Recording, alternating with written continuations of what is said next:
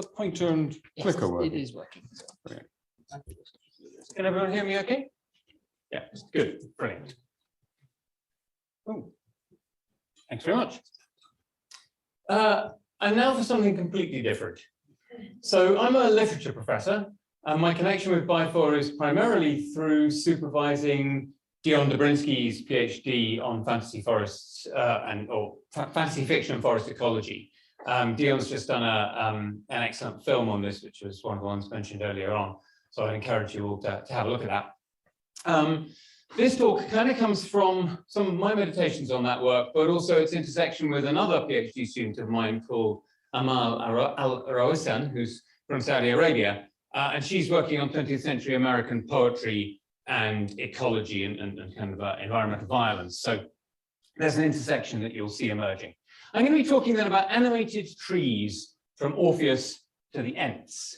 And I want to start with Treebeard, the Ent, the oldest Ent in Tolkien's The Lord of the Rings, who encounters two of the hobbits, Merry and Pippin, in Fangorn Forest, and is mobilized to essentially destroy the industrial enterprise of the wizard Saruman, and with it his war machine and his impulse towards deforestation.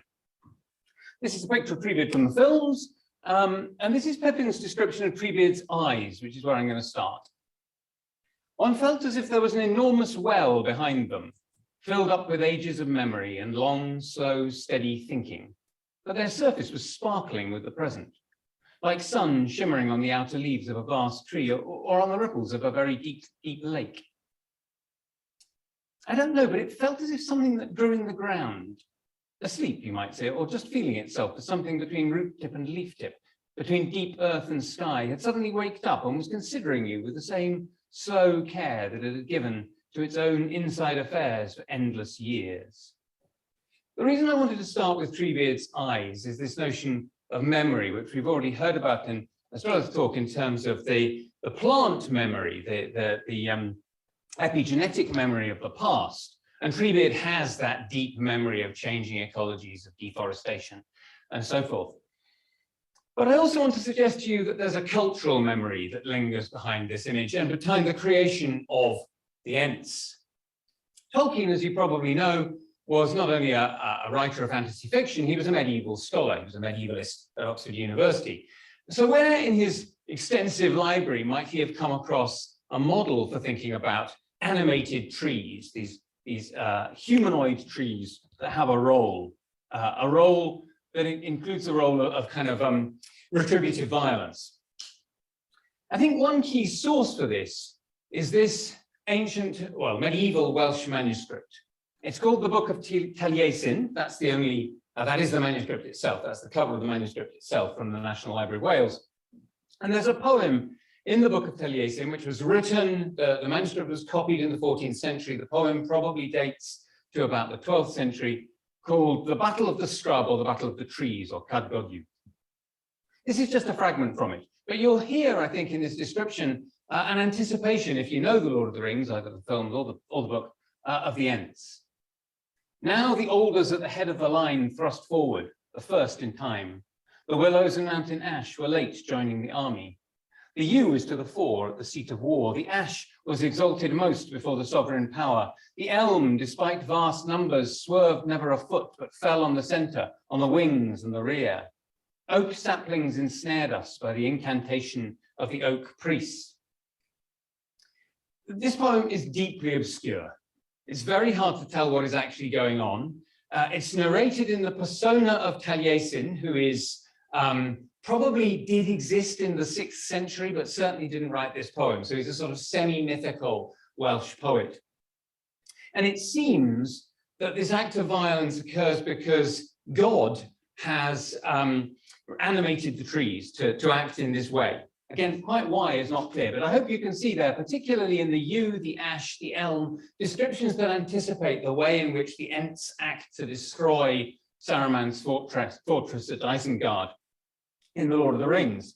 Again, if you know the books, those oak saplings that ensnared us remind me of the Huorns that appear. These are kind of halfway between an Ent and a tree, a sort of semi-animated or occasionally animated tree that appear after the Battle of Helm's Deep, and that in a kind of chillingly Gothic way seem to destroy the orc armies that flee into the forest that suddenly sprung up. So you have here Tolkien looking back to a much earlier source. You have a lineage of animated trees in literature going back from Tolkien in the 20th century to this 12th century poet in Wales to this figure of Taliesin, the kind of quasi-mythic poet.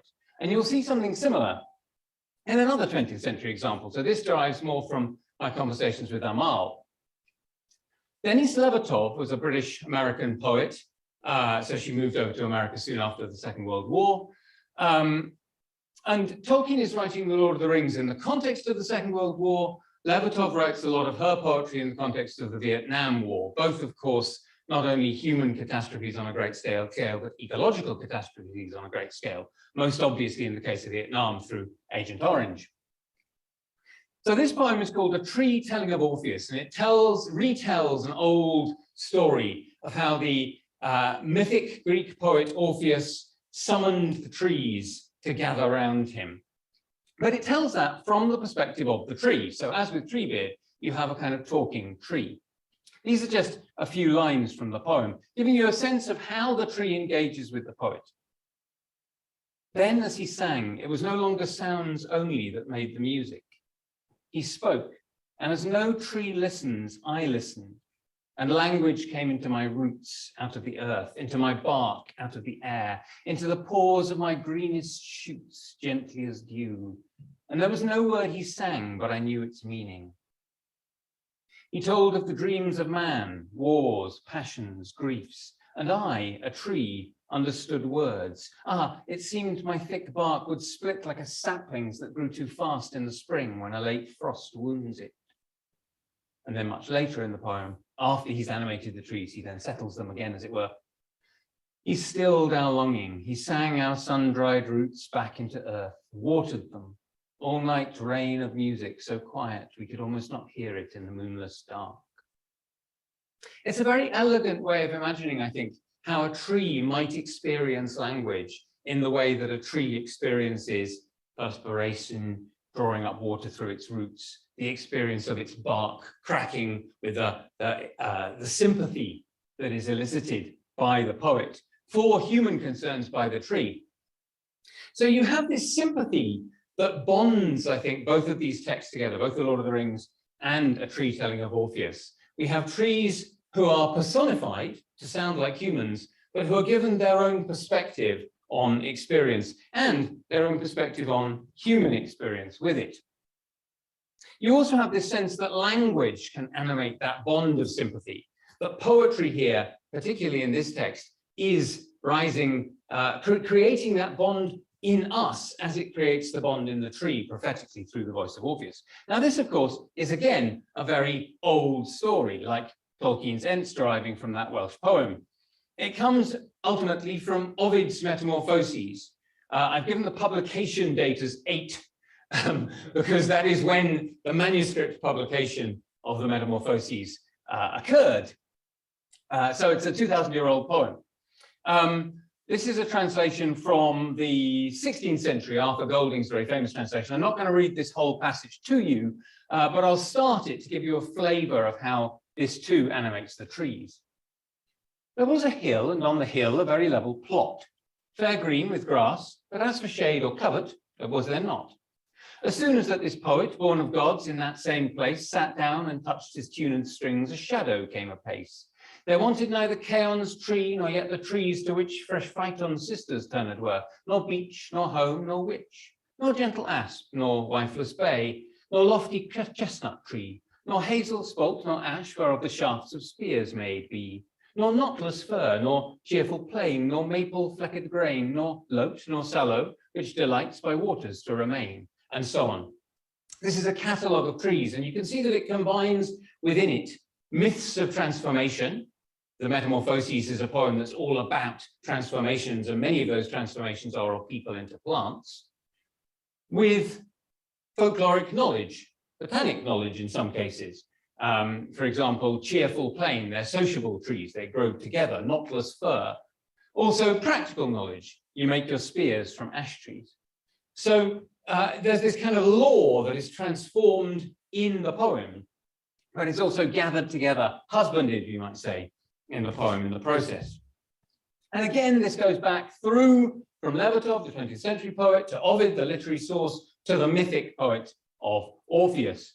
To give you this slide we're now very familiar with, you can see that this is actually taking us well past what's called here recent time into the about a third of the way through the Holocene. Some of these texts are taking us to, some of the texts are taking us to kind of about 2,000 years ago. That's not a third of the way, more like a 12th of the way through, 6th of the way through, rather. But if you think back to literary history beyond that, the very earliest preserved literary texts, one of them is the Epic of Gilgamesh. And within the Epic of Gilgamesh, the hero Gilgamesh in this Babylonian and prior to that Sumerian poem, battles with Humbaba, who is the guardian spirit of the cedar forest, and then enacts deforestation. So this relationship between humans and the forests runs right back through to the earliest of literary texts. And we can see that sympathy coming through Orpheus, through Ovid, through Taliesin, and so forth, up to our own time. What about the future time then? What is the sort of use we can make of all this? Where does it take us now? Tolkien's stories particularly have a very wide currency and are particularly animating in this myth, especially of the Ents, in terms of allyship, a sense of our allyship with trees in the battle against climate change specifically. Guy Shrubsole, in his book, The Lost Rainforests of Britain, alludes to Tolkien and indeed actually to the Middle Welsh poem as well. And he sees in this passage here that there's a sense in which the actions of these trees are a kind of fast forwarding. He's watched the recolonization of land by forests and talks about how we're always seeing that sped up in front of our eyes in the actions of the Ents on maneuvers. But he also recognizes that we have to enable this. So there is an alliance, that this sympathy, this bond of sympathy that these poetic and literary texts create helps to foster between us and the trees. I wanted to give you an example of this actually from Joe Bradwell's book, Norbury Park, and there are several copies out there which I believe are going free for anyone who hasn't got the chance to pick one up yet. But Joe starts off his book with an epigraph from The Lord of the Rings, from the Song of the Ents and the Entwives, this sense of the valuing of trees, of the love of a lost world that we need to recapture in some sense, epitomized in Tolkien's myth. And this all chimes with Tolkien's own writings and thinking about trees. This is a letter he wrote to the Daily Telegraph less than a year before he died, or an extract from it. And he talks about how in all his works he takes the part of trees as against all their enemies. The book on the left there, Tree and Leaf, is a sort of fairy tale, precisely typifying the emblem of the tree, and it includes other references too. So he's cataloguing here his forests and how their sense of hostility to human enterprise, the recognition that he forces on us that we are complicit in that destruction, that deforestation, and that we need to reach out towards the trees in the same way that those of you who know the book will know that Treebeard says that he's on nobody's side because nobody is on his. It's only once people become on his side that he becomes on ours, as it were, and work together. In this letter, Tolkien rather wryly says that it would be unfair to compare the Forestry Commission with Sauron. Because as you observe, it is capable of repentance. But then he talks nonetheless about the stupidity of the destruction that it has wrought and that other people have wrought. That comparison with Sauron is still alive, but it's no longer the Forestry Commission who's necessarily being fingered. Michael Mann, the climate scientist and activist, has talked a lot about big oil, using the image of the eye of Sauron. In fact, shortly before, well, in the run-up to the election at the end of 2020 in the US, he said, this is a Tolkien-esque battle between good and evil, and Sauron needs to be defeated on election day here in the United States. You have a sense of what the stakes are. And again, a book born of crisis, born of the Second World War, gives you this notion of, gives you a framework for thinking about the crisis that we're in now.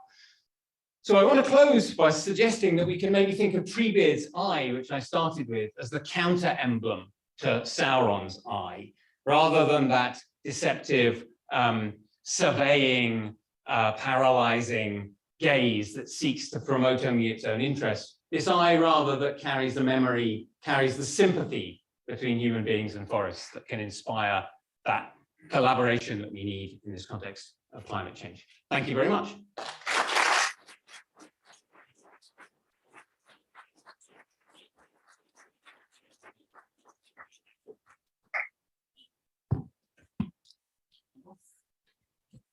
Thank you very much. Could I ask all of the speakers to come to the front, and we'll go through some of the questions and answers that we've got, which we seem to have many on Padlet. Excellent. Thank you all.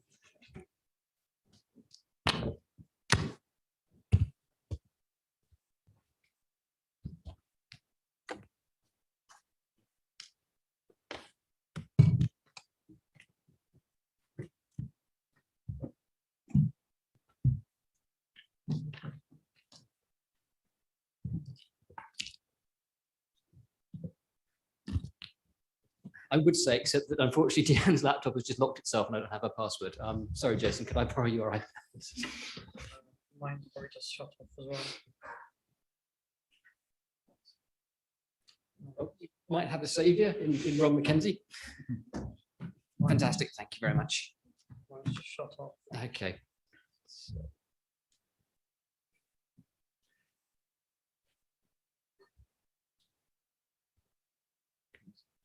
So I've got it, Andy. We've got one from Rob. Thank you. Sorry. Okay, question one for Jason.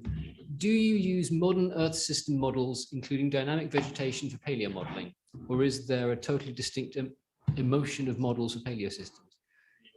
Sorry, evolution. It depends how far back you go. For the work Peter was doing, he uses much more advanced models with much more high resolution, much more data. The further back in time we go, the less resolution we get, the more general the information and the more detached it is from individual biological species. It tends to be more generalization. Basically, the further back in time you go, the quality of the record is generally harder to use and interpret. So we try to limit our information and not overstretch. Peter's really the expert on what you can and can't do in modelling. He might even want to answer that question in a bit more detail. Yeah, I mean, you can use higher resolution models for deep time. I mean, yeah, it depends on, to a certain extent, on the quality of the data you're going to put in. Like you need to know the mountain heights and the coastlines and the ocean bathymetry and things like this. So you can start to end up in quite subjective kind of territory. Whereas for more recent time, those things are much better constrained. So then you're not so much in the hold of those uncertainties, and other things are more important. A question for Bridget. So regarding height, altitude is very hard to decipher and quantify in the fossil record. Can your biomarkers and isotope data be used as a proxy for this in any way? Yes and no. I'm pretty sure at this point that altitude is the best explanation I have for this specific data. I really wouldn't suggest that it would be nice and easy to quantify from this data. I think I can see a trend of it happening, but I can't necessarily deconvolve the partial impact of, say, water use change from this. It seems the most likely explanation for the data I have, but I really wouldn't like to sit down and say, this one came from this height. Partially because we've probably got N alkanes being given into the sample, which is coming from lots of different heights. And there's only some of them are even coming from quite high up. So yes, we can see a trend of altitude here, but I'm pretty sure it's fundamentally qualitative. So sorry. Thank you, Bridget. Question for Peter. Was Iron Age smelting the greatest contributor to pre-industrial land use driven climate effects? That's a good question. I have to pass on that one. I'm not entirely 100% sure if I'm honest. Yeah, sorry. Question for John. Do you see tree scientists as people learning the language of trees, or as people imposing the language and ways of humans on trees? Can you suggest, controversial, can you suggest a way that we could understand them better? I think that's an evil question to this audience. Yeah. I think that one of the things that to kind of respond to that occurs to me is that the fantasy